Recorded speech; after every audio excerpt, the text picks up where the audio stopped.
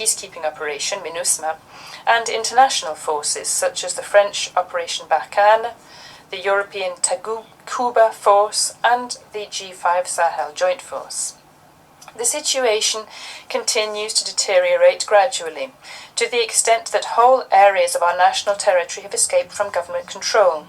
My fellow citizens are living in the grip of armed terrorist groups who deny them their most elementary rights. Their access to basic services remains merely hypothetical because of the lack of state services resulting from the increasing insecurity.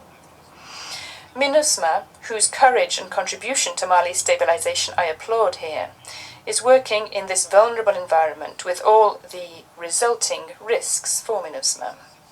Given this disquieting situation, the government is regularly and strongly called upon by the Malian people, who are expecting more and more from their public authorities and international partners.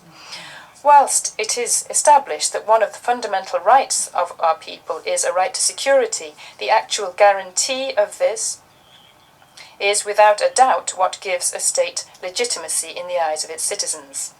President, I am saying all of this to fully illustrate the horrendous situation endured by the people in Mali.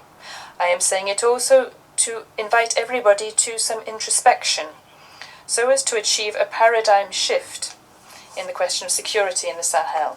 Mali, as you know, hosts a United Nations peacekeeping operation, and I would once again like to pay a heartfelt tribute to all the women and men who work there under the flag of MINUSMA in difficult, often dangerous conditions, to keep the peace and to protect our civilians. I should like to recall that our organization, the United Nations, was quite right and well aware of the situation in 2013 when it decided to rightly deploy the United Nations Multidimensional Integrated Stabilization Mission in Mali, MINUSMA. Resolution 2100 of the 25th of April 2013 establishing MINUSMA stated, and I quote, that the situation in Mali was a threat to international peace and security. And it decided, as a result, to act pursuant to Chapter 7 of the Charter of the United Nations. In paragraph 16, the Resolution 2100 established the initial mandate of MINUSMA, including, and I quote, to support the transitional authorities of Mali to stabilize the key population centers, especially in the north of Mali, and, in this context, to deter threats and take active steps to prevent the return of armed elements to those areas. Resolution 2164 of the 25th of June 2014 renewed the mandate of MINUSMA for the first time for a year and stressed, I quote, that terrorism can only be defeated by a sustained and comprehensive approach involving the active participation and collaboration of all states and regional and international organizations to impede, impair, and isolate the terrorist threat. End of quote. As a result, paragraph 12 of this resolution authorized MINUSMA, and I quote, to take all necessary means to carry out its mandate within its capabilities and its areas of deployment.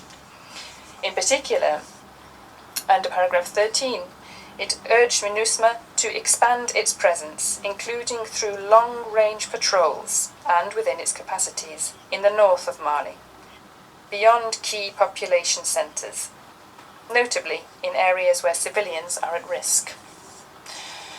President, 8 years after the deployment of MINUSMA, the above-mentioned extracts of Resolutions 2100 of 2013 and 2164 of 2014 are still burningly relevant. The people in Mali are exasperated today by the mass killings, the villages erased from the map, the innocent civilians mown down, including women and newborns who are often burnt alive. The Malian people feel that the mission of MINUSMA has changed along the way. and particularly since 2015, following the signature of the Agreement for Peace and Reconciliation resulting from the Algiers process, although the challenges justifying its deployment still remain. Indeed, contrary to the expectations of the Malian people, the environment of terrorism in which MINUSMA was deployed in 2013 has continued to worsen. Over time, it has even spread, because the armed terrorist groups who invaded almost two-thirds of our territory in 2012 have dispersed and spread without ever being wiped out. They have reformed and gained strength.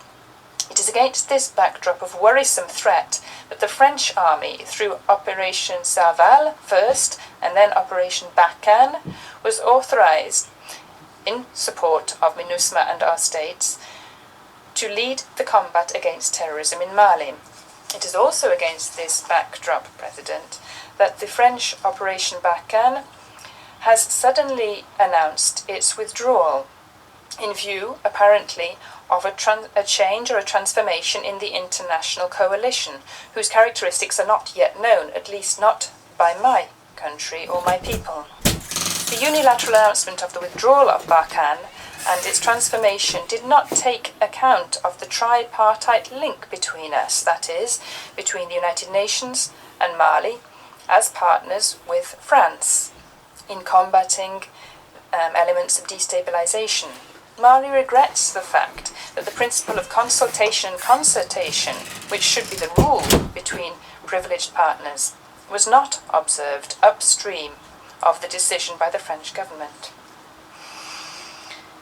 The new situation resulting from the end of Operation Barkhane puts Mali before a fait accompli, abandoning us mid-flight to a certain extent, and it leads us to explore pathways and means to better ensure our security autonomously or with other partners, so as to fill the gap which will certainly result from the withdrawal of Barkhane in the north of the country.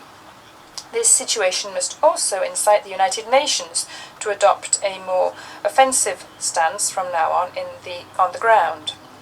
President, there is no anti-MINUSMA feeling in Mali, and nor is there any anti-French feeling in our country. No, I can say that unequivocally. Our people has never been and will never be an ungrateful people. Amongst the state's highest authorities and amongst the people, there is a desire for peace and a thirst for security, which reflect the desire for effectiveness of political and military instruments and mechanisms which have been established, and which paradoxically have made Mali into an over-militarized country which is very vulnerable to terrorism. This became a factor leading to the disintegration of our societies, our states, and the destabilization of the foundations of our state itself.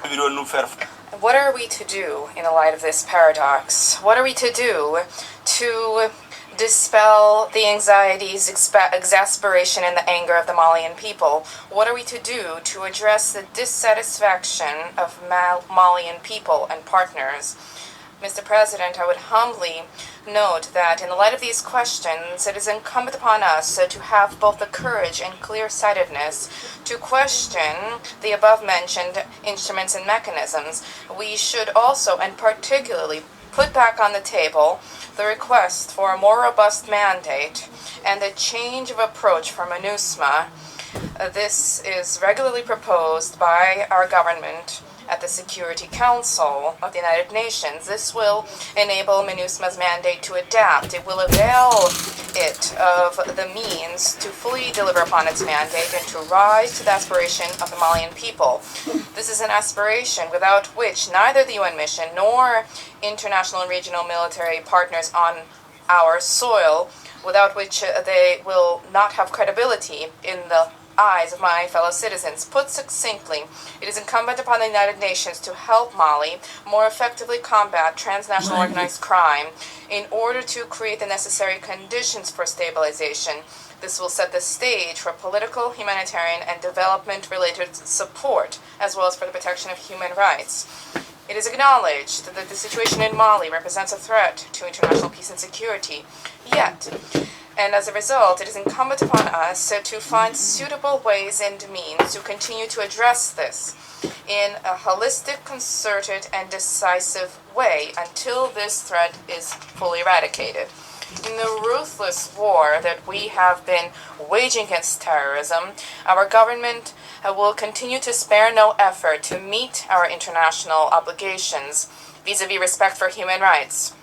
We have given pride of place to the coordination of our partners' efforts on the ground to regional cooperation in order to incorporate the regional dimension of the security crisis in the Sahel. This is the thrust of our commitment and engagement in the G5 Sahel Joint Force. This is also the thrust of our shared request at the G5 Sahel for a robust and adapted mandate under Chapter 7 of the United Nations Charter and for predictable and sustained financing for the G5 Sahel Force. As we seek to ensure effectiveness and cohesion, our government will undertake to establish under my authority a follow-up and coordination structure for MINUSMA, as well as an integrated management strategy for the crisis in the center of Mali. We will shoulder our own responsibility in stabilization. The transitional government is cognizant of the fact that this stabilization also hinges on implementation of the Agreement for Peace and Reconciliation